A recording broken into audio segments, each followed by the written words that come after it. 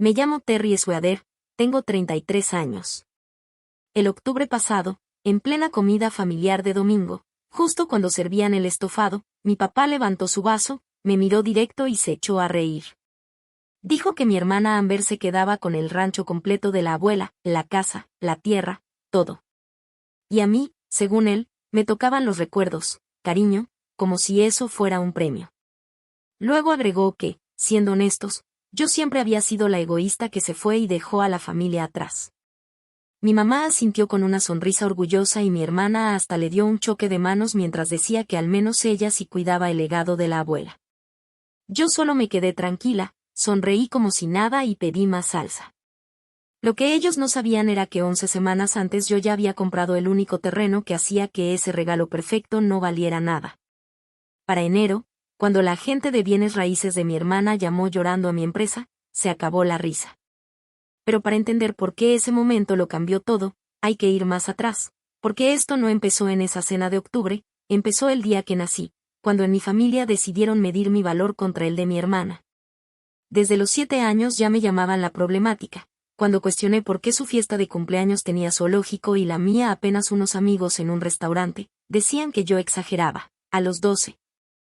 Cuando noté que no salía en la foto familiar de Navidad, me dijeron que era demasiado sensible, y a los 17.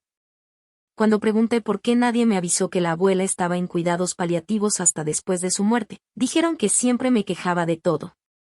Para cuando me gradué en 2010, ya había entendido que problemática, sensible y quejona eran solo otra forma de decirme que dejara de notar cómo me borraban. Conseguí una beca completa en la Universidad de Montana State, pero nadie fue a la ceremonia porque mi hermana estaba pasando por cosas importantes en la secundaria. Me fui sola a Bozeman ese verano con todo lo que tenía en una camioneta vieja que mi abuela me dejó en su testamento, y esa camioneta, junto con una carta que ella me escribió cuando yo tenía 10 años. Fueron lo único que sentí realmente mío. En esa carta me decía que yo era la que hacía preguntas, la que iba a recordar por qué las cosas importan. Hay gente que dice que darse cuenta de las cosas es un defecto. Pero mi abuela Ruth siempre me decía lo contrario. No dejes que nadie te haga creer que notar la realidad es un error. Con cariño, abuela Ruth. Esa carta la guardé en la guantera de mi camioneta por 8 años. Yo estudié geología y topografía. Y la verdad, me gustaba. Me gustaba lo exacto, medir cosas que no te discuten, mapear terrenos que no te dicen que estás imaginando todo. Me gradué con honores en 2014, pero mi familia no fue a la ceremonia. Mi hermana Amber estaba embarazada de su primer hijo y, según ellos, había que ayudarle con el baby shower. Conseguí trabajo en Denver, en una consultora de minerales. Buen sueldo. Me fui a más de 900 millas de Laurel, Montana, el pueblo cerca de Billings donde crecí, donde todo mundo conocía a los Sweader. Ahí estaba el rancho que mi abuela había levantado en 1952, con lo que ganó vendiendo huevos y cosiendo cortinas. Ese lugar, en teoría, también era mío. Pero yo todavía no entendía bien eso. Mi abuela, Ruth Sweader, nació en 1924. Sobrevivió la Gran Depresión, se casó joven, perdió a su primer esposo en la Guerra de Corea, volvió a empezar y levantó una familia en una tierra que nunca se lo puso fácil. No era de las que se rendían. El rancho lo construyó prácticamente con sus manos, aunque sí contrató a un equipo. Pero ella estaba ahí todos los días, con un bebé en brazos y planos en la otra mano. Pasó sequías durísimas, como la del 76, cuando mi papá tenía 19, y otra en el 88, cuando yo era niña. Recuerdo que en las tormentas de polvo me dejaba dormir con ella porque me daba miedo el viento. Me hablaba mientras pasaba la tormenta, de servidumbres, de derechos de agua, de cómo la tierra no es solo tierra, es control, es historia, es quien decide lo que pasa después. Yo era muy pequeña para entenderlo, pero me quedó su voz. Y también la forma en que tocaba los mapas como si fueran algo sagrado. En 2008, cuando ya tenía 84 años y su salud empezó a fallar, actualizó su testamento. Yo lo sé porque en 2025, muchos años después, pedí el expediente de sucesión en los registros del condado de Yellowstone y lo leí completo. Era muy claro. Decía que la propiedad en 4582 Geraisen Road, en Laurel, Montana, Pasaba a mi papá y a mi mamá como administradores, pero en beneficio de sus dos nietas, Amber y yo, en partes iguales. Cuando cumpliéramos 25 años. Iguales. Sin dividir. Las dos. Lo escribió cuando yo tenía 16 y Amber 11. Ya nos conocía lo suficiente para dejarlo claro. Mi abuela murió en abril de 2010. Yo tenía 17 años, estaba terminando la prepa. Amber tenía 12. No pude despedirme. Venía regresando de un viaje escolar, 6 horas de camino, cuando me llegó el mensaje de mi papá diciendo que ya estaba en el hospital. Llamé a mi papá desde la carretera. Me contestó frío, como si yo estorbara. Hoy no vengas. Tu abuela está dormida. Mejor mañana. Le dije que ya iba a mitad del camino. Y volvió a insistir, Terry, necesita descansar. Mañana vienes. Esa noche, mi abuela Ruth murió a las 11:40. A mí me avisaron al día siguiente, a las 6:15 de la mañana, con un mensaje seco: tu abuela falleció en paz. Pendientes los arreglos del funeral. Amber sí estuvo ahí. Amber sí le sostuvo la mano. Amber sí se pudo despedir. Yo solo recibí un mensaje. En el funeral, mi mamá andaba diciendo a la familia que yo no había llegado a tiempo porque estaba muy ocupada con la escuela. Yo me quedé ahí, con un vestido negro prestado, sin decir nada. Tenía 17 años. Y todavía no sabía cómo nombrar lo que estaba pasando. Mi papá era el encargado legal de la herencia. El que supuestamente tenía que cumplir la voluntad de mi abuela. El proceso de sucesión se abrió en mayo de 2010. Yo estaba preparando graduación, empacando para la universidad. Ellos decían que todo era complicado, impuestos, terrenos, papeleo.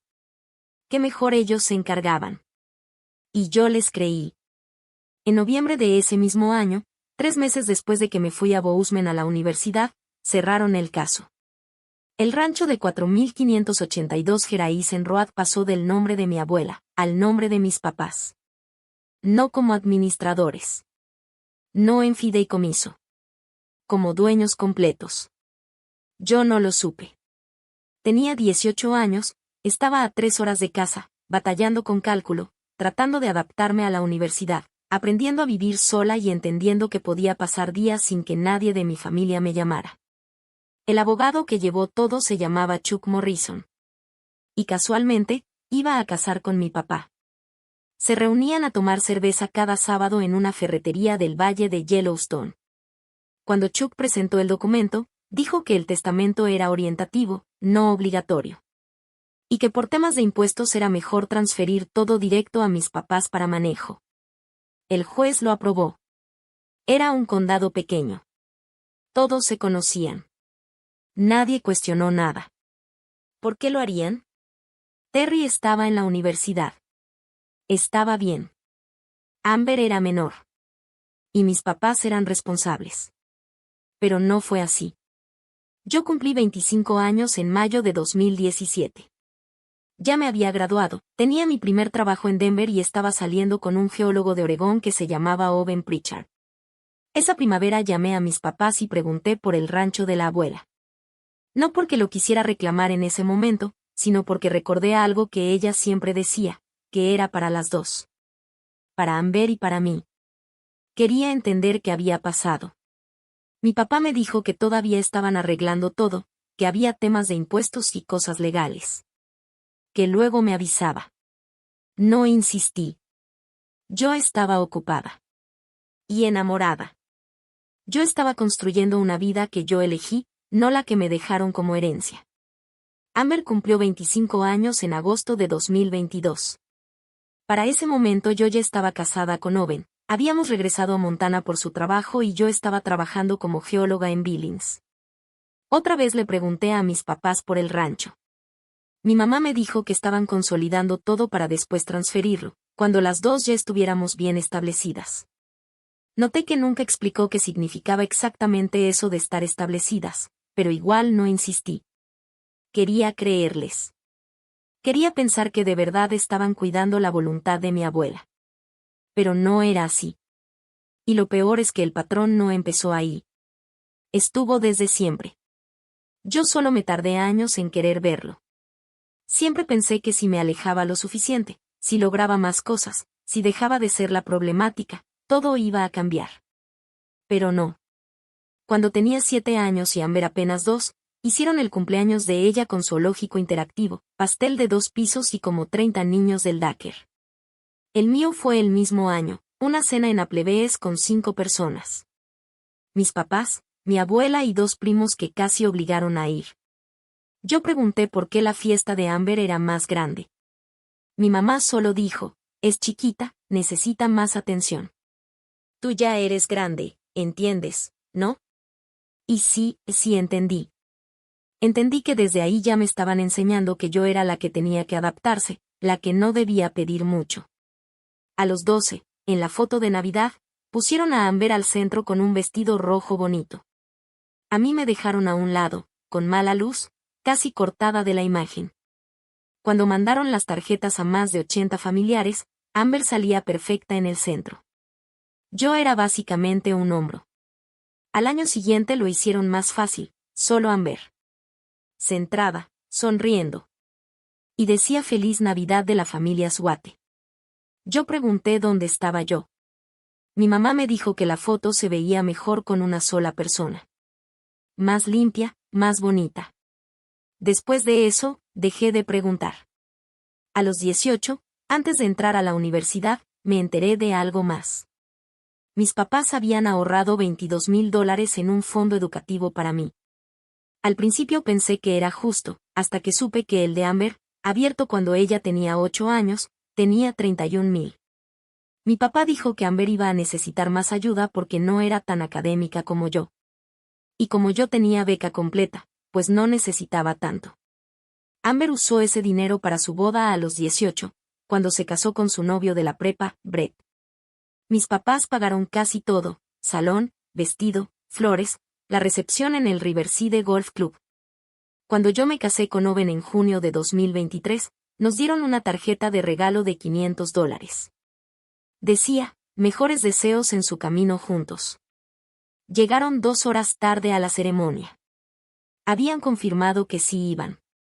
Pero cuando ya eran las 2 de la tarde y la iglesia estaba llena, excepto por los 2 lugares del frente reservados para ellos, Owen me apretó la mano y me susurró, «Podemos empezar».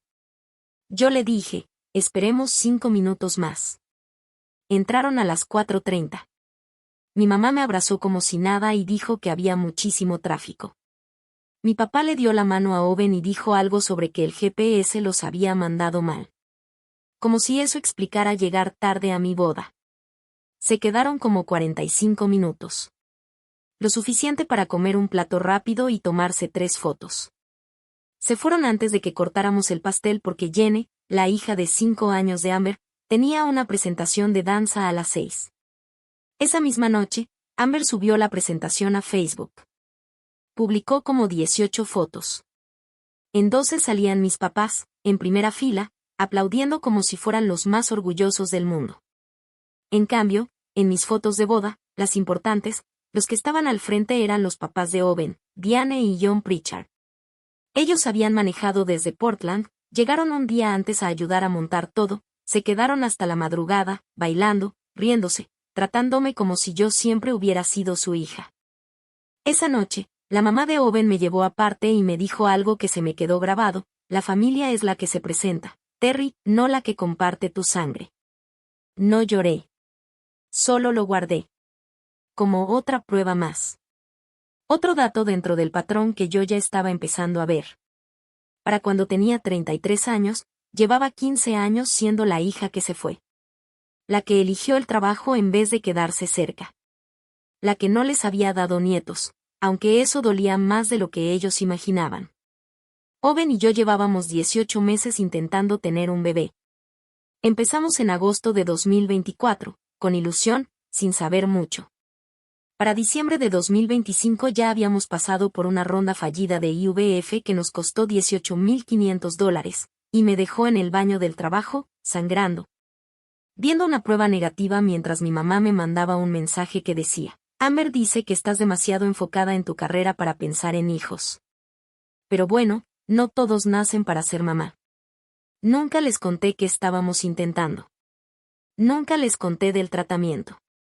Nunca les conté que cada mes que llegaba mi periodo sentía que fallaba justo en lo único que ellos decían valorar, la familia. Ellos no preguntaban. Solo asumían. Y lo que asumían se volvía mi historia. En Thanksgiving de 2024, mi mamá dijo frente a toda la familia, Amber ya nos dio nietos. Terry pues. Terry está muy enfocada en su carrera. Y luego agregó que Amber tenía 2 hijos, Cody de 7 y Jenny de 5. A los 2 hijos de Amber les habían abierto fondos de ahorro para la universidad, tipo 529.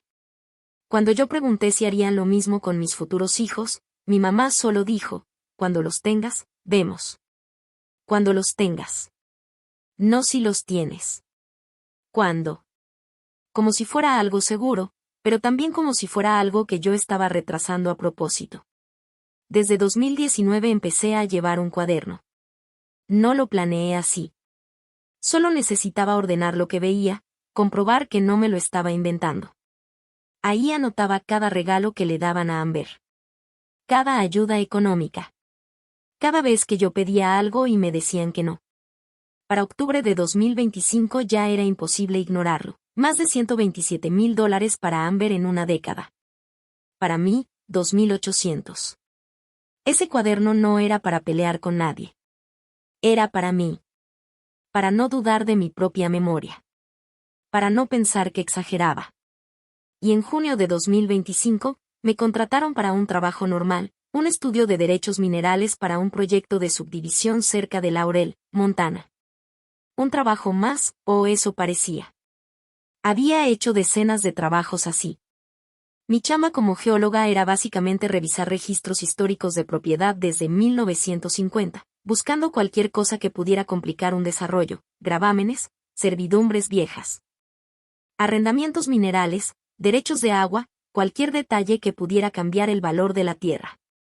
El proyecto era en parcelas de las secciones 14 a la 18, en el Township 2 North, Range 26 East. La sección 16 incluía una dirección que reconocí de inmediato.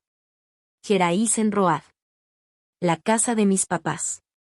La casa que construyó mi abuela. Por un segundo pensé en ignorarlo. No estaba dentro del alcance directo del proyecto. Esa parcela ni siquiera era parte de la zona de desarrollo.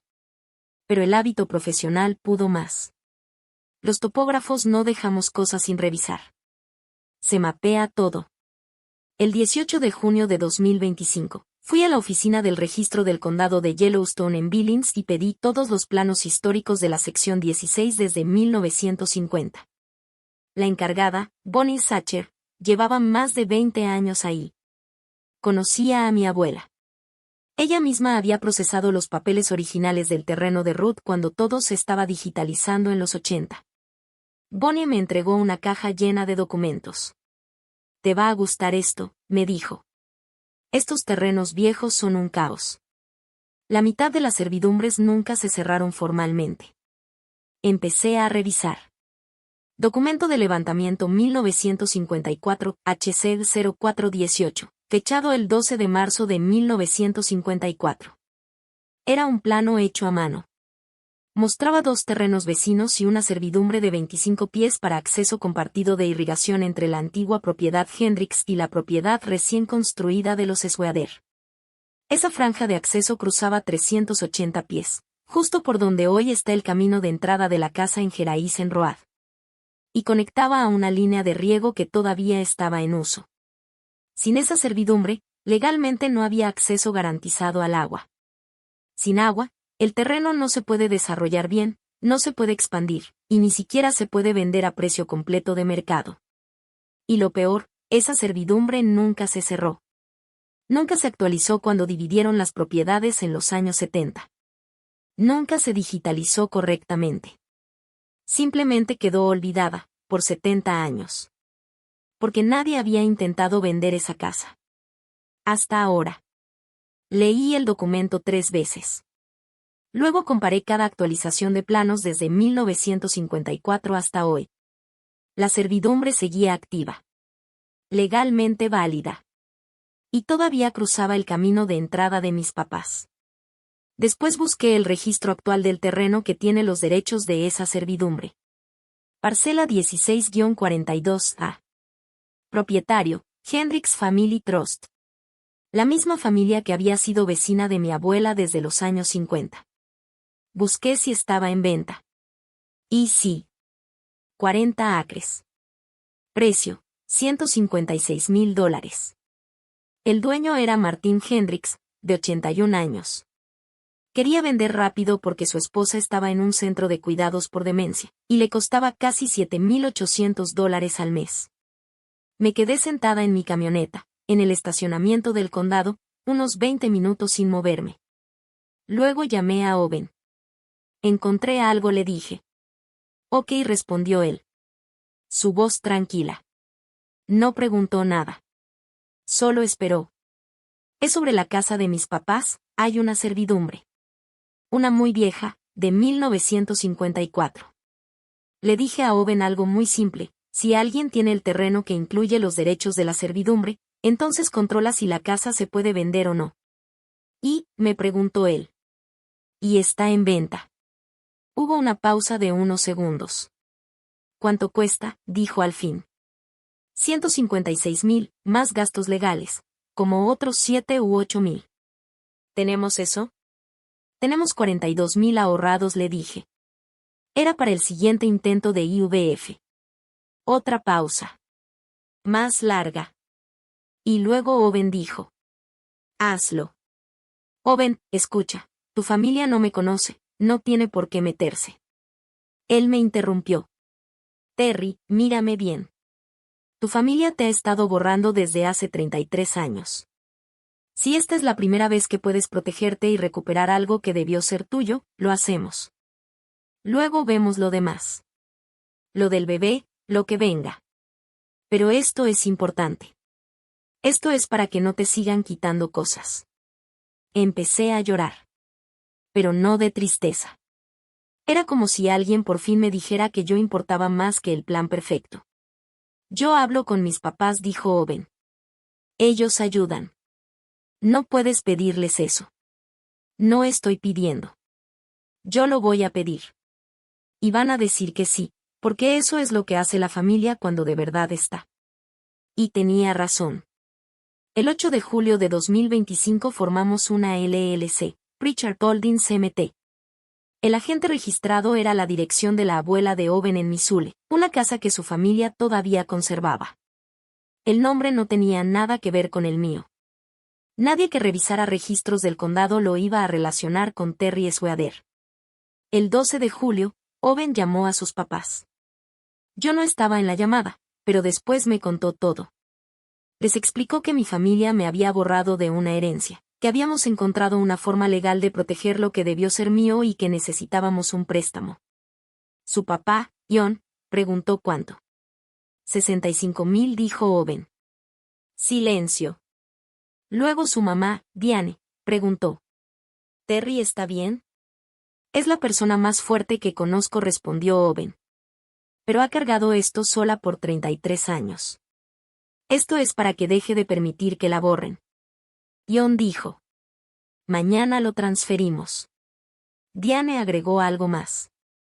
Owen, dile a Terry algo de mi parte. Dile que la familia no es la sangre, es quien llega. Nosotros fuimos a tu boda porque quisimos estar. Sus papás se fueron temprano porque decidieron no estar. Ella tiene que entender que el problema no es ella, son ellos. Cuando Owen me contó eso, lloré como no había llorado en años. De verdad. Sin control. Sin esconderme en el baño. De ese llanto que te duele el pecho. Nunca tuve papás así, que simplemente llegaran, le dije. Ahora sí, me contestó él.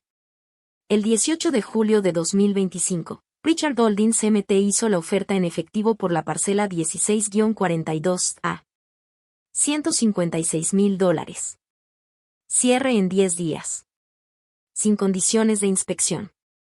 Nosotros cubríamos todos los gastos. Al día siguiente, la agente de bienes raíces de Martin Hendricks me llamó. Me preguntó si queríamos ir a ver el terreno antes de cerrar. Le dije que no. Le dije que ya había hecho el levantamiento del terreno de forma profesional, lo cual era cierto.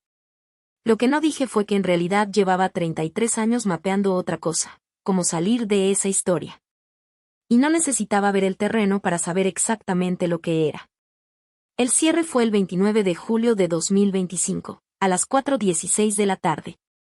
La transferencia se hizo. El registro quedó oficial. Parcela 16-42A, 40 acres de pasto seco y artemisa, más una servidumbre de 125 pies que cruzaba el futuro de mi hermana, ahora era de Pritchard Holdings MT LLC. O sea, era mío. Después del cierre manejé hasta el lugar. Me paré en ese terreno vacío. Del otro lado estaba la casa donde mi abuela murió sin que yo pudiera despedirme. La casa que también debió ser mía. Y no sentí enojo. Tampoco victoria. Sentí algo raro, calma. Por primera vez en 33 años, tenía algo que no me podían quitar. 11 semanas después, el domingo 13 de octubre de 2025, mi mamá mandó un mensaje en el chat familiar a las 11:23 de la mañana. Cena familiar hoy 6 de la tarde. Tu papá tiene un anuncio. Es importante. Vengan. Traigan a Owen. Es sobre el futuro de la familia. Yo ya sabía de qué se trataba. Lo supe desde septiembre, cuando los escuché hablando con el abogado de la familia en la entrada de la casa después de la iglesia. Ellos creían que yo no estaba. Pero yo estaba a unos metros, escuchando cómo planeaban transferir el rancho a Amber antes de fin de año por temas de impuestos. Respondí, ahí estaremos. Owen me miró. ¿Estás bien? He tenido 11 semanas para prepararme, le dije. Estoy bien. Esa tarde me quedé en el baño practicando frente al espejo. Sonreír. Felicitar a Amber. Pasar la comida. No discutir. No llorar. No ser problemática. Cuando llegamos a la casa de mis papás a las 5:58 de la tarde, yo ya estaba lista para actuar. La casa olía a estofado y romero. La mesa estaba puesta para 6. Mi papá en la cabecera. Mi mamá enfrente. Amber con Brett de un lado. Owen y yo del otro. Amber y Brett ya estaban ahí, riéndose con mis papás por algo que dijo Cody en la escuela. Ah, ya llegaron, dijo Amber cuando me vio. No estaba segura de que vendrías. Mamá dijo que andabas muy ocupada con el trabajo. No me lo perdería, le respondí. Nos sentamos. Mi papá hizo la oración. Agradeció por la familia, por el legado, por las hijas que entienden lo que importa. Yo cerré los ojos un poco más de lo normal. El estofado estaba bueno. Mi mamá se lució con la comida, puré, ejotes con tocino, pan recién hecho. Todo normal. Demasiado normal. Brett contó algo de un trabajo de techos. Owen habló de un proyecto en Forsyth. Amber de la clase de danza de Jenny. Todo tranquilo. Todo como si nada. Entonces mi papá se levantó. Levantó su copa de vino. Todos se quedaron en silencio. Caroline y yo hemos estado pensando mucho en el futuro, dijo. En el legado. En lo que realmente importa. En asegurarnos de que la próxima generación entienda lo que significa honrar a la familia. Mi mamá sonreía. Amber se veía curiosa, como si algo bueno fuera a pasar. Ya lo decidimos, continuó mi papá. Amber va a quedarse con el rancho de la abuela Ruth. La casa, la tierra, todo. Amber se llevó la mano a la boca. Papá. Te lo ganaste, hija, dijo él. Te quedaste cerca. Criaste a tus hijos aquí. Nunca olvidaste de dónde vienes. Luego volteó hacia mí. Me miró directo. Sonrió. Y en cuanto a ti, Terry, tú te quedas con los recuerdos, cariño. Seamos honestos, siempre fuiste la egoísta que se fue y dejó a esta familia atrás. No necesitas la casa. Tú tienes tu trabajo bonito en la ciudad. Los recuerdos son suficientes para gente como tú. Y se rió. Se rió de verdad. Como si fuera un chiste. Mi mamá asintió, orgullosa. Amber le dio un choque de manos a mi papá. El golpe sonó fuerte en la mesa. Sí, dijo Amber. Al menos una de nosotros sí cuida el legado de la abuela. Todos me estaban viendo. Yo solo sonreí. Corté un pedazo de carne. Lo mastiqué despacio. Tragué. Felicidades, Amber, dije. Qué bonito. ¿Y cuándo van a firmar el cambio de escrituras?, pregunté. Mi papá se sorprendió un poco. Seguro esperaba otra cosa. Los abogados están con los papeles este mes. Para Thanksgiving ya debe estar listo. Qué bien, dije, rápido. Mi mamá se inclinó un poco hacia adelante. Te lo estás tomando muy bien, Terry. ¿Por qué no lo haría?, respondí. Es su casa, ¿no? Alargué la mano. Papá, ¿me pasas la salsa? Debajo de la mesa, la mano de Owen encontró la mía. Me apretó 2 veces. Nuestro código. Estoy bien. Yo respondí con 3. Estoy aquí. Apreté la servilleta tan fuerte que la rompí un poco sin darme cuenta. Amber ya estaba hablando emocionada. Dijo que quizá vendiera el rancho en 1 o 2 años, porque era demasiado grande para ella y Brett ahora que los niños estaban en la escuela. Que el mercado estaba muy alto. Que fácil podía sacar $500,000. Mi mamá sonrió. Pues es tu decisión ahora, hija. Tu legado, haz lo que quieras con él. Yo seguí comiendo. Otro pedazo de carne. Más pequeño. Ya ni sabía a nada. Nos quedamos al pastel de manzana, el favorito de mi papá. A las 8:47, Amber subió una foto a Facebook, ella abrazando a mis papás, los 3 sonriendo.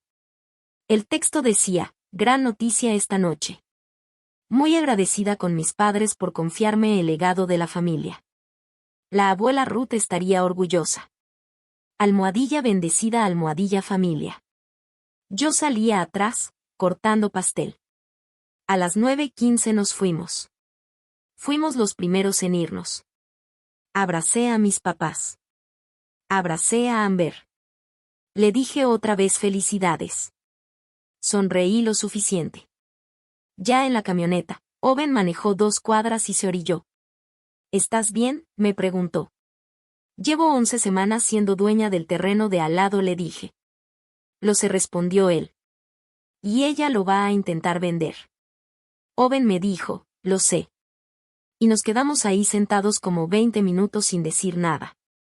Y de repente me empezó a dar risa. No una risa loca ni amarga. Más bien de esas risas secas, como cuando entiendes algo demasiado tarde. Como cuando te das cuenta de que tenías todas las cartas, y nadie más lo sabía. Owen me preguntó, ¿qué? Y yo le dije, me llamaron egoísta.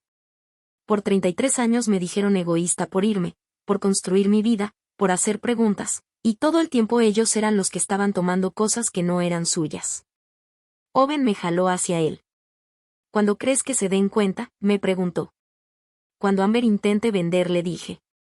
El título va a marcar la servidumbre.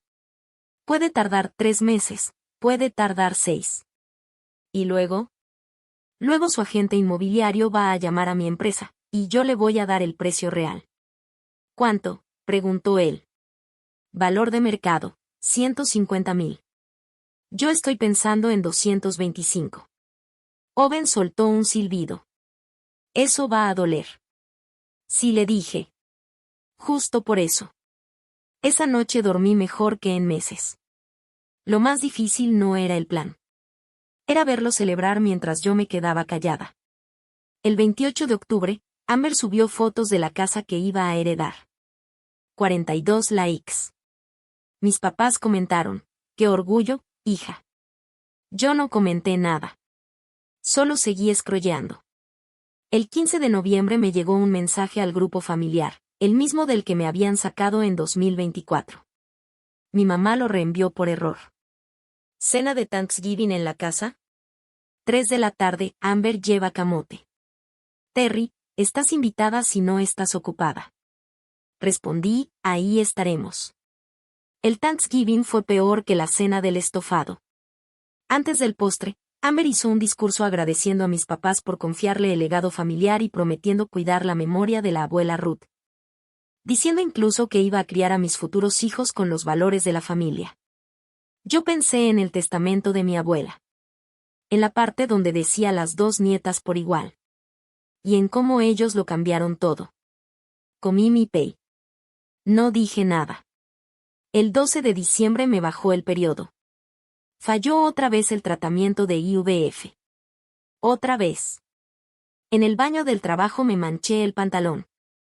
Me encerré y lloré como 15 minutos, luego me lavé la cara y regresé a seguir trabajando como si nada. Esa noche Owen solo me abrazó. No dijo nada. Solo me sostuvo. Al día siguiente mis papás me mandaron mensaje. ¿Viste la foto del Christmas card de Amber? Está preciosa. La busqué. Era una foto profesional, Amber, Brett, Cody, Jenny y mis papás, todos con suéteres rojos frente al rancho. Decía, el hogar es donde está el corazón. Feliz Navidad de nuestra familia para la tuya. Yo no estaba. Owen tampoco. El 22 de diciembre llegó la tarjeta física a nuestra casa. La misma foto. Sin nosotros. Owen me encontró viéndola en silencio. ¿Estás bien?, me preguntó Owen. Esto ha pasado toda mi vida, le dije. Solo que no quería aceptar que lo hacían a propósito. Si es a propósito, respondió él. Guardé la tarjeta de Navidad en mi folder de evidencia. Entrada número 47. El 30 de diciembre, Amber le mandó mensaje a su amiga agente inmobiliaria. ¿Crees que convenga listar en primavera? Vamos por un café y vemos estrategia. La respuesta llegó rápido. Sí, el mercado está loco. Te van a dar buen precio. Yo lo supe porque esa agente, Diane Kowalski, era conocida de una colega mía. Pueblo pequeño, todo mundo se conoce. En Año Nuevo, Amber publicó, Nuevo año, nuevo capítulo. Vienen noticias emocionantes de bienes raíces. Le di like. Owen me volteó a ver. ¿Por qué hiciste eso? Porque en 26 días le dije va a necesitar todos los likes que pueda conseguir. El 6 de enero de 2026, Amber puso la casa en venta. MLSMT 2458A. Precio, $485,000. Las fotos eran perfectas. Casa arreglada, luz de tarde, todo muy bonito. En la descripción decía propiedad de legado multigeneracional y oportunidad única. Amber la compartió en Facebook. Nuevo capítulo. Esta casa merece una familia que la ame como nosotros. 38 likes en la primera hora. Yo vi el anuncio a las 9:47 de la mañana. Estaba en mi oficina revisando planos para un cliente en Roundup. Fui pasando las fotos una por una. La cocina de mi abuela. El rincón de la ventana donde me enseñó a leer. El porche donde me decía que yo podía lograr cualquier cosa. Cerré la laptop. Y seguí trabajando. Porque el reloj ya había empezado. El 9 de enero, 3 días después, Amber recibió una oferta. $510,000. 25,000 arriba del precio. Los compradores eran una pareja joven de Seattle, Isen y Miranda Foster. Querían cerrar rápido. A las 4:32 de la tarde Amber mandó mensaje al grupo familiar. OMG. Ya tenemos oferta. 25,000 arriba del precio. No lo puedo creer. Mi mamá respondió, ¿ves, hija? Esa casa estaba destinada a bendecirte. Mi papá, orgulloso de ti, Amber. Yo ni siquiera estaba en ese chat. Owen me enseñó la captura después. ¿Cuánto falta para el título?, me preguntó. 5 a 7 días hábiles. ¿Y luego? Luego me van a llamar a mí. El 14 de enero de 2026, First American Title Company hizo el reporte preliminar de la propiedad en 4582 Geraisen Road. La examinadora, Paula Herrera, llevaba 19 años revisando títulos. Sabía perfectamente cuando algo estaba mal. El sistema automático fue el primero en marcarlo, excepción número 7. Servidumbre de acceso e irrigación registrada en el libro 418, página 127, del 12 de marzo de 1954.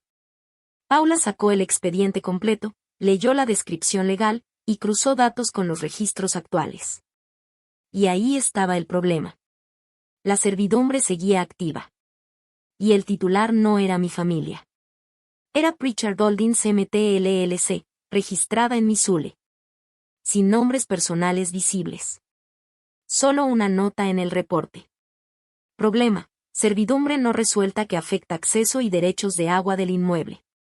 Titular actual: Pritchard Holdings MT LLC. Esa servidumbre necesita una liberación o un acuerdo antes de que se pueda dar un título limpio de la propiedad. La recomendación fue contactar de inmediato al dueño de esa servidumbre para negociar. El 16 de enero a las 11:47 de la mañana, Paula llamó a Diane Kowalski, la agente de bienes raíces de Amber. Tenemos un problema, dijo Paula. Diane iba manejando hacia una muestra de casa. Se orilló. ¿Qué tipo de problema? Hay una servidumbre. Grande. De 1954. Cruza la propiedad y controla acceso al agua. El dueño actual es una LLC llamada Pritchard Holdings. Sin su liberación, esa propiedad no se puede vender legalmente. Diane se quedó en silencio un segundo. ¿No se le puede pagar para que la quite? Puedes intentar, pero este tipo de servidumbres, sobre todo las de agua, pueden ser caras de resolver. Yo pediría una evaluación. ¿De cuánto estamos hablando? He visto casos desde $50,000 hasta $200,000, depende de qué tan importante sea para la propiedad. A Diane se le hundió el estómago. Esto puede matar la venta. La mata si no lo resuelven, dijo Paula. A las 2:30 de la tarde, Diane llamó a Amber. Ella estaba en el súper con Cody y Jenny, con el carrito lleno de despensa, de buen humor. Contestó rápido. Hola Diane, ¿qué pasó? ¿Ya llegó lo de la inspección? Amber, tenemos que hablar. Hay un problema con el título. Amber se detuvo en seco. ¿Qué tipo de problema? Una servidumbre vieja, de 1954. Afecta tu propiedad. No podemos cerrar hasta que se libere. ¿Una servidumbre? ¿Eso qué es? Significa que otra persona tiene derechos legales sobre parte de tu terreno, acceso y agua. Hay que contactar al dueño y negociar una liberación. Amber respiró lento. Ok, o sea, se contacta y lo liberan, ¿no? Eso es normal. No siempre es tan fácil, dijo Diane. Dependiendo de lo importante que sea, pueden cobrarte mucho por liberarla. ¿Cuánto? Todavía no lo sabemos. Pero tienes que hablar con tus papás. Esto puede complicarse. Amber se quedó helada. Dejó el carrito abandonado en el pasillo de los cereales y salió de la tienda. Mi papá nunca me habló de ninguna servidumbre. Es de 1954. Puede haberse olvidado, pero sigue siendo legal. ¿Quién la tiene? Una empresa llamada Pritchard Holdings. Hubo una pausa larga. Pritchard, dijo Amber. Ese es el apellido de Owen. ¿Owen? Mi cuñado. Silencio. Voy a hacer unas llamadas, dijo Diane. Te aviso. A las 3:15 de la tarde, Amber llamó a sus papás. Papá, hay un problema con la casa. Algo de una servidumbre de 1954. ¿La abuela alguna vez mencionó algo así? George estaba en el garaje, arreglando su camioneta. ¿Una servidumbre? ¿Qué tipo? No sé. La encontró la compañía del título. Dice que afecta el acceso al agua o algo así. ¿Has oído de Pritchard Holdings? George se quedó quieto. Pritchard, repitió él. Pero Owen se apellida Pritchard, eso no tiene sentido, dijo mi papá por teléfono. Él es de Oregón. Su familia no tiene nada en Montana. Yo estaba escuchando desde la línea de mi mamá. No sé, papá, pero la gente dice que no podemos cerrar la venta hasta resolver esto. Voy a hablar con el abogado, dijo él. No entres en pánico. A las 4:02 de la tarde, Diane marcó el número registrado de Pritchard Holdings MT LLC. El teléfono sonó 4 veces. Yo estaba en mi oficina en casa. Owen estaba en la cocina haciendo la cena. Vi el número de Montana en la pantalla, no lo reconocí, y dejé que sonara una vez más antes de contestar. Pritchard Holdings, habla Terry Sweater, dije. Hubo silencio. 3 segundos. Luego la voz de Diane, cuidadosa, confundida. Terry, soy Diane Kowalski. Represento a tu hermana Amber en una venta de propiedad. No sabía, ¿tú estás relacionada con Pritchard Holdings? Soy la socia administradora, le respondí. ¿En qué puedo ayudarle? La llamada duró 8 minutos con 34 segundos. Sí, los conté. Diane me explicó que en el título habían encontrado una servidumbre a nombre de mi empresa que afectaba la propiedad en 4582 Geraisen Road. Me preguntó si estaba dispuesta a liberarla o negociar una subordinación para que la venta pudiera seguir. Yo fui profesional. Tranquila. Le dije que tenía que revisar la documentación de levantamiento, hablar con nuestro abogado y hacer una evaluación del valor de esa servidumbre antes de tomar cualquier decisión. Es un activo importante, le dije. No puedo liberarlo sin entender lo que representa. Entiendo, dijo ella. Pero Amber ya tiene un comprador listo. Esto puede arruinar la venta si no lo resolvemos rápido.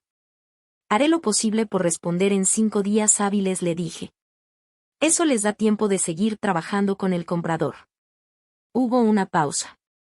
Terry, dijo Diane bajando la voz. ¿Amber sabe que tú eres la dueña de esto?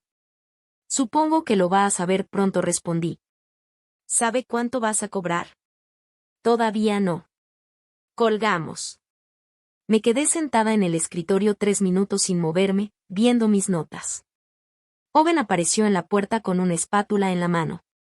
¿Era la agente? Sí. ¿Qué le dijiste? Que necesito una evaluación. Se acercó, me dio un beso en la cabeza. Eres peligrosa. Soy justa, le dije. Durante los siguientes 4 días, mi familia se movió como si alguien les hubiera apagado el piso. El 17 de enero, mi papá fue a la oficina del registro del condado de Yellowstone y pidió ver todos los documentos de servidumbres en Geraisen Road. Bonnie Sacher, la encargada, sacó el plano de 1954 y se lo mostró. Mi papá se puso pálido. Se sentó en una silla de plástico y preguntó quién era el dueño actual de la parcela 16-42A. Bonnie revisó el sistema. Pritchard Holdings MT LLC. Compra registrada el 29 de julio de 2025. Mi papá se quedó viendo la pantalla. Pritchard, repitió. ¿Los conoce?, preguntó Bonnie. El apellido de mi yerno es Pritchard, dijo él en voz baja. Bonnie no dijo nada. Pero sí se acordó de mí. Se acordó de cuando fui a pedir esos mismos archivos en junio. Y de la cara que puse cuando leí el testamento de mi abuela por primera vez. Ella no le dijo eso a George, simplemente imprimió la escritura y se la entregó. El 20 de enero, la abogada de Terry, Sharon Bass, envió una respuesta formal a Diane Kowalski.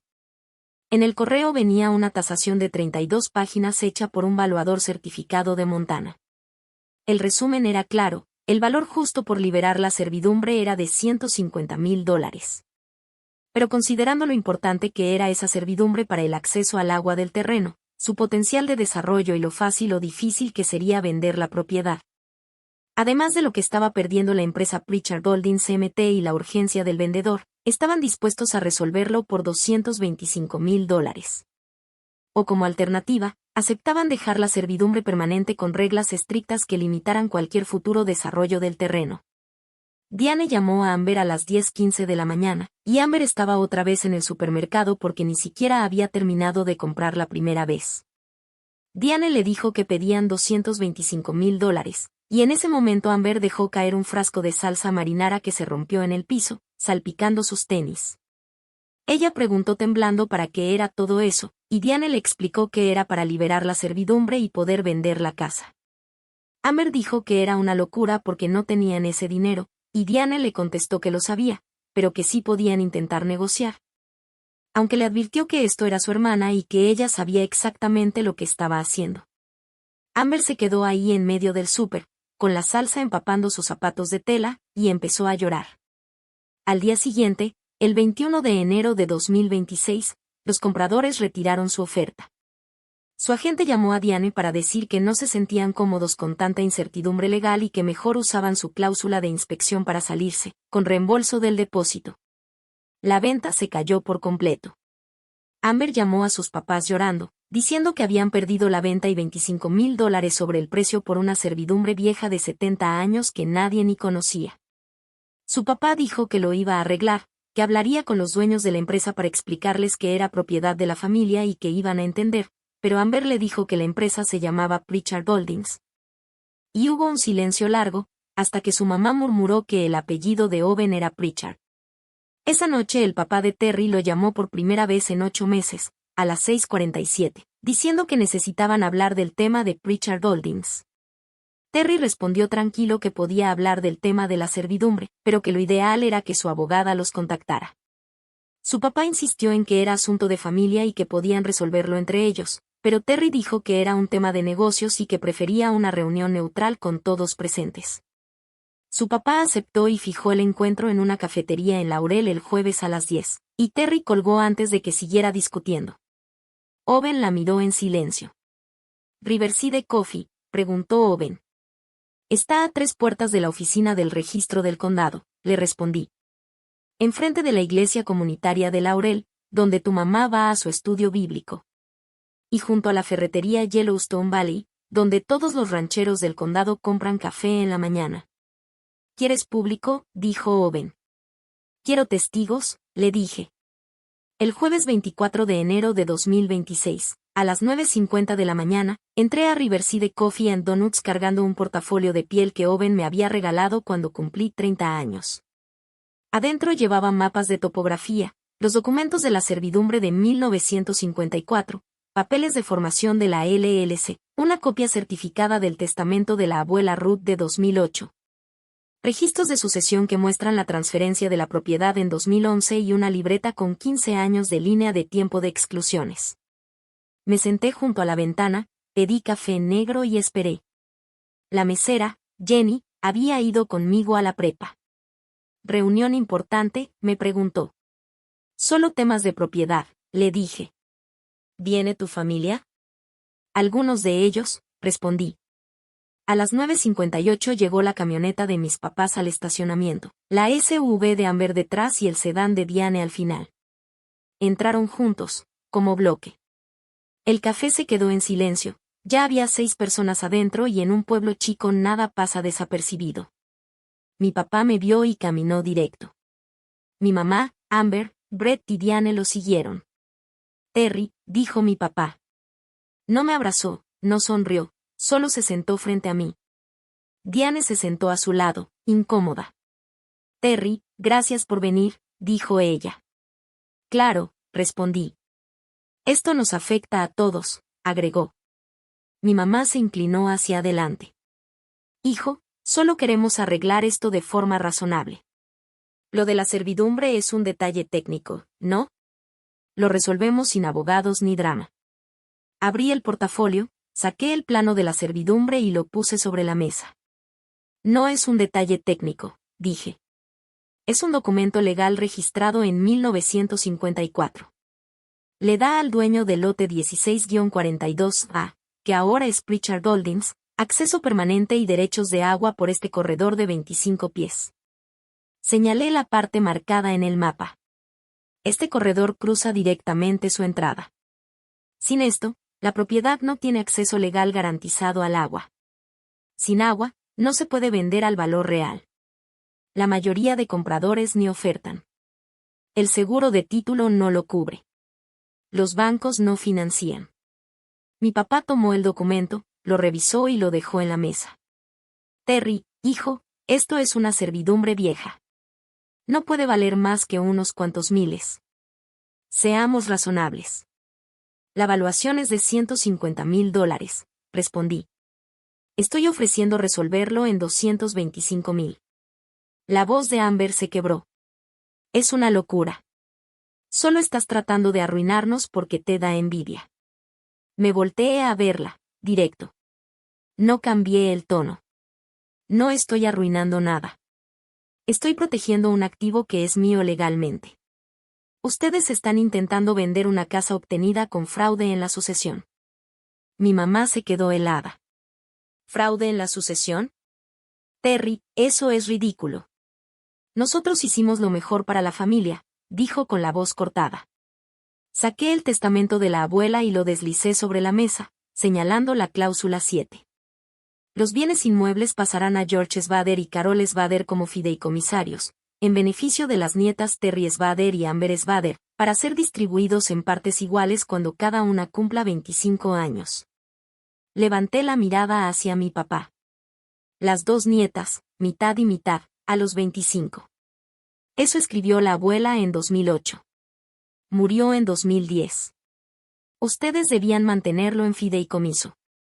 En lugar de eso, lo transfirieron a su nombre en noviembre de 2011, cuando yo estaba en la universidad. Propiedad completa, sin fideicomiso, sin condiciones. La mandíbula de mi papá se tensó. La abuela no entendía los temas fiscales. La abuela entendía que ustedes debían respetar su voluntad. Ustedes decidieron no hacerlo, le respondí. Diane carraspeó. ¿Podemos enfocarnos en resolver lo de la servidumbre? Para eso estamos aquí. La servidumbre es la resolución, dije. La casa nunca fue legalmente suya para regalarla. El café ya estaba en silencio total. Unas 12 personas escuchaban. Bonnie, la encargada del registro del condado, acababa de entrar por su café de cada jueves. Nos vio los documentos sobre la mesa, me miró un segundo y asintió apenas, sentándose 2 mesas atrás. La voz de Amber temblaba. Yo tengo hijos, Terry. Necesito ese dinero para su futuro, para la universidad, para una casa más pequeña. El negocio de Brett necesita equipo. Contábamos con esa venta. Yo estoy tratando de tener hijos, dije en voz baja. Llevo 18 meses intentándolo.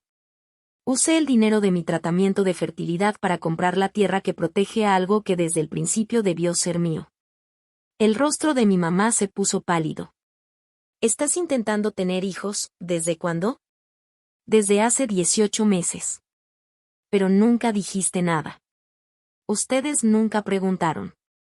Nosotros no sabíamos. Asumieron, la interrumpí. Asumieron que elegí el trabajo en lugar de la familia. Dijeron que era demasiado egoísta para ser madre. Lo dijeron en Acción de Gracias, frente a 15 personas. Mientras yo estaba yendo de baño en baño, llorando por pruebas negativas, tratando de entender cómo pertenecer a una familia que pasó 33 años enseñándome que no importaba. Mi voz seguía firme, pero el ambiente ya era pesado. Mi papá se levantó.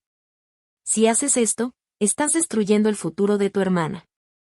Yo también me puse de pie y lo miré directo. Si no hago esto, les estoy enseñando a mis futuros hijos que borrar a alguien es normal. Que estar cerca de alguien significa amor. Que hacer preguntas te vuelve un problema. Que construir tu vida te hace egoísta. Que los recuerdos no importan, a menos que tú tengas los papeles en la mano. Puse el resto de los documentos sobre la mesa, los registros de sucesión, los papeles de la LLC, la libreta completa. El ofrecimiento sigue en pie por 10 días, dije. $225,000 por liberar por completo la servidumbre. O bien, la servidumbre permanente con restricciones.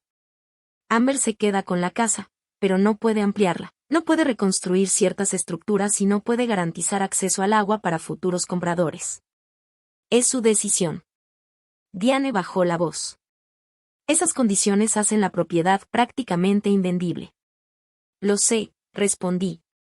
La cara de mi papá ya estaba roja. ¿De verdad le harías esto a tu propia hermana? Tomé mi portafolio, me puse el abrigo. Ustedes ya le hicieron esto a su propia hija, le dije. Yo solo soy la que tiene la escritura. Caminé hacia la puerta. 14 pasos. Todos mirándome. Jenny, la mesera, dijo, que te vaya bien, Terry. Gracias, Jenny, respondí. Y sí, me va a ir bien. En menos de 24 horas, todo el pueblo ya lo sabía.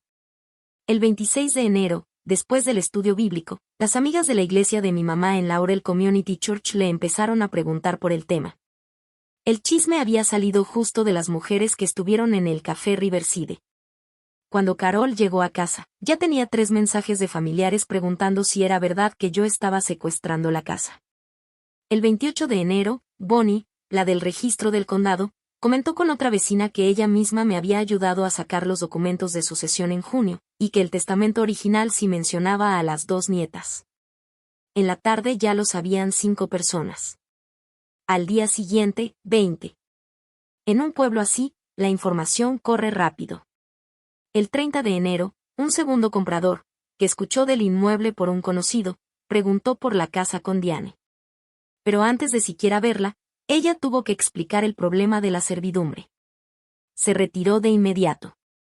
El 2 de febrero, el vecino de al lado de mis papás le preguntó directamente a mi papá qué había pasado con el testamento de Ruth. Mi papá le dijo que no se metiera. Pero en la ferretería, ese vecino comentó que George se puso a la defensiva, y eso solo alimentó más los rumores. El 5 de febrero, Amber los confrontó en privado. Yo no estaba ahí, pero Brett me contó después. Amber les preguntó si de verdad el testamento incluía a las 2 nietas. Mi papá admitió que sí, pero dijo que el fideicomiso era solo una guía y que los impuestos obligaban a transferir la propiedad. Amber preguntó si alguna vez me lo habían dicho. Mi mamá respondió que pensaban hacerlo cuando todo estuviera en orden. Terry cumplió 25 hace 8 años, dijo Amber. ¿Por qué no le dieron su parte entonces?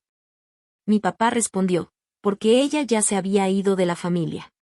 Se fue a la universidad, dijo Amber. Eso no es irse. Es crecer. Fue la primera vez que Amber los cuestionó de verdad. El 7 de febrero, Brett me pidió vernos para tomar café, pero no en Laurel, sino en Billings, lejos de todo eso. Me pidió disculpas. Dijo que no conocía toda la historia, que siempre pensó que mis papás eran solo anticuados con los roles de familia, no que realmente me hubieran dejado fuera. Lo siento por haberle dado la mano a tu papá en la cena, me dijo Brett. Eso estuvo mal. No fue tu culpa, le respondí. Sí fue mi culpa. Vi lo que estaba pasando y me dejé llevar. Perdón. Y sí, lo aprecié. No arreglaba el tema de la servidumbre, pero al menos era honesto. El 10 de febrero, el pastor de la Laurel Community Church llamó a mi papá y le preguntó si quería ir a hablar de sanación familiar. Mi papá dijo que no necesitaban mediador. El pastor le respondió, eso no es lo que estoy escuchando en la comunidad. El 12 de febrero, Diane le explicó a Amber que la casa era prácticamente invendible sin resolver lo de la servidumbre. Que incluso si encontraban a alguien que pagara en efectivo y aceptara el riesgo legal, tendrían que bajar el precio mínimo un 40%, quizá más. Necesitas arreglar esto con Terry, le dijo Diane. Esto no se va a ir solo. El 14 de febrero, día de San Valentín, mi mamá me llamó a las 3 de la tarde. Terry, esto ya llegó demasiado lejos. Has avergonzado a la familia. La gente está hablando. El pastor Jim pidió que tu papá vaya a consejería. ¿Consejería? Como si nosotros fuéramos el problema. Yo estaba en mi escritorio, trabajando en un reporte de topografía para un rancho en Livingston. Dejé el bolígrafo. No, mamá, le dije. Ustedes me borraron de esta familia. Yo solo hice visible lo que hicieron. Nosotros te dimos todo. Pagamos tu infancia. Te apoyamos. Me dieron 22,000 para la universidad. A Amber le dieron 31,000. Le pagaron 18,000 de su boda. A mí me dieron una tarjeta de regalo de $500. Llegaron 2 horas tarde a mi boda y se fueron a los 45 minutos. Le abrieron fondos universitarios a los hijos de Amber y a mí me dijeron que lo pensarían cuando tuviera hijos. Mientras yo gastaba $18,000 en tratamientos de fertilidad que ni siquiera sabían porque nunca preguntaron. Eso no es. Llevo un cuaderno, mamá. 15 años de recibos. $127,000 a Amber. $2,800 a mí. Si quieres te mando la cuenta. Colgó. Volví a mi reporte de topografía. Una hora después, Owen me llevó té. ¿Te habló tu mamá?, preguntó. Sí. ¿Estás bien? Estoy bien, le dije. Solo están descubriendo que borrar a alguien del libro familiar no lo borra de los registros reales. El 18 de febrero, mi abogada llamó a Diane con una nueva propuesta. Richard Holdings está dispuesto a vender los derechos de la servidumbre al valor justo de mercado, $150,000. Pero con 3 condiciones. 1. George y Carol Svader deben firmar un documento reconociendo que el testamento de Ruth Svader de 2008 establecía la herencia igual para ambas nietas y que eso no se respetó.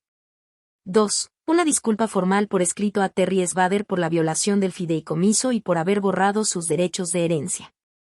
Y 3. La corrección de todos los registros familiares, incluida la página del árbol genealógico en la Biblia familiar, para reflejar a Terry Svader como miembro activo de la familia. El cuarto punto era claro: 0 contacto con Terry Svader, a menos que Terry lo inicie, por un periodo mínimo de 1 año. Diane le leyó las condiciones a Amber por teléfono. O sea que nos cobra $150,000 y además quiere que papá pida perdón, dijo Amber. Bajó el precio en $75,000, respondió Diane. Eso sí es importante. ¿De verdad podemos pagar 150? No fácilmente, pero es mejor que 225, y mucho mejor que no poder vender la casa. El 22 de febrero, después de 3 días de peleas en la familia, mis papás aceptaron los términos. El 25 de febrero se cerró todo. Se pagaron $150,000 a Pritchard Holdings MT LLC. La servidumbre quedó liberada. El título de la propiedad quedó limpio. El 26 llegó por correo certificado el documento firmado con la aceptación y la disculpa. Firmado por mi papá. Firmado por mi mamá. 2 párrafos diciendo que habían violado los términos del testamento de Ruth Svader y que lamentaban cualquier daño causado.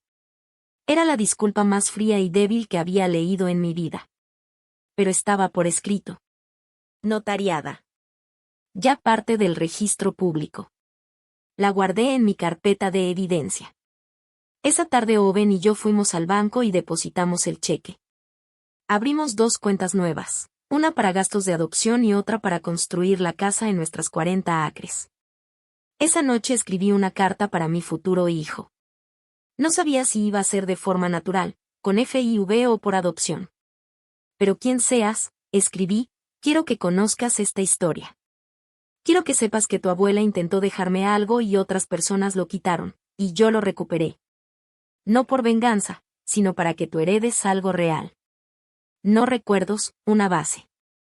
El 5 de marzo de 2026, Owen y yo empezamos el proceso de adopción. Decidimos que, saliera o no el siguiente intento de fertilización, íbamos a adoptar de todas formas. Queríamos construir nuestra familia de manera consciente, como habíamos construido todo lo demás. El 8 de marzo manejé hasta el cementerio donde está enterrada la abuela Ruth. Llevé el plano de 1954, el que me cambió todo. Lo puse un momento sobre su lápida y luego lo levanté. Trataste de darme algo, dije en voz baja. Te lo quitaron. Yo lo recuperé. Y ahora voy a construir algo nuevo. Me quedé ahí unos 20 minutos. El viento estaba helado. Marzo en Montana no perdona. El suelo seguía medio congelado. Pensé en la niña que dormía en la cama de la abuela durante las tormentas de polvo. En la adolescente que manejó 6 horas para que le cerraran la puerta en la cara cuando ella estaba muriendo. En la mujer que gastó $18,000 intentando ser mamá mientras su propia familia la llamaba egoísta. Pensé en el mapa que encontré en junio. En la tierra que compré en julio. En la cena de octubre. En la llamada de enero. En el café de febrero. Y en los papás de Owen, que sin dudarlo enviaron $65,000 porque así es la familia cuando sí se sostiene de verdad. Y me di cuenta de algo, ya no necesitaba que mis papás me vieran. Pasé 33 años intentando hacerme visible para personas que simplemente decidieron no mirar. Ya no. El 15 de marzo, Amber me mandó un mensaje. perdón por no haberlo visto. No respondí de inmediato. Lo dejé ahí 3 días.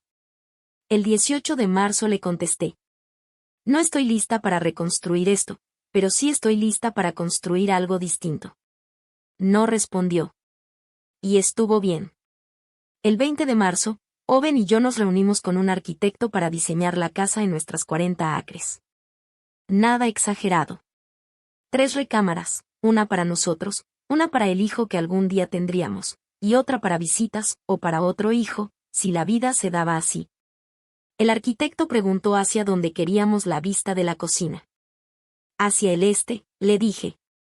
Hacia el amanecer, no hacia la casa de mis papás. Lo anotó. Diseñamos una recámara de bebé con una ventana grande hacia las montañas. Planeamos un porche para sentarnos en las tardes. Hablamos de si íbamos a poner huerto, si cercar todo el terreno o solo la casa, si hacer pozo o conectarnos al agua del condado. Estábamos construyendo una vida que sí era nuestra. Hace 3 semanas, un domingo en la mañana, Owen y yo fuimos otra vez a la tierra. Nos paramos justo donde va a estar la casa. El suelo ya estaba más suave. Ya venía la primavera. Owen me dijo. ¿Sabes qué es lo curioso? ¿Qué? Tu papá tenía razón cuando dijo que te ibas a quedar con los recuerdos. Lo miré sin entender. Sí, dijo. Te quedaste con todos. Cada rechazo, cada vez que te hicieron a un lado, cada vez que te eligieron a ella. Lo documentaste todo. Lo convertiste en algo que no se puede negar. Se quedó un segundo en silencio. Convertiste esos recuerdos en evidencia, y la evidencia en poder. Y tenía razón. Mis papás le dieron una casa a mi hermana. A mí me dejaron recuerdos. Pero lo que yo me di a mí misma fue algo que ellos nunca pudieron darme. Una base que sí es mía. Y algún día, quizá el próximo año o dentro de 5, cuando mi hijo me pregunte por la casa de la abuela, por Ruth, por el rancho y la familia. No le voy a contar solo la historia. Le voy a contar la verdad. No el recuerdo. La escritura.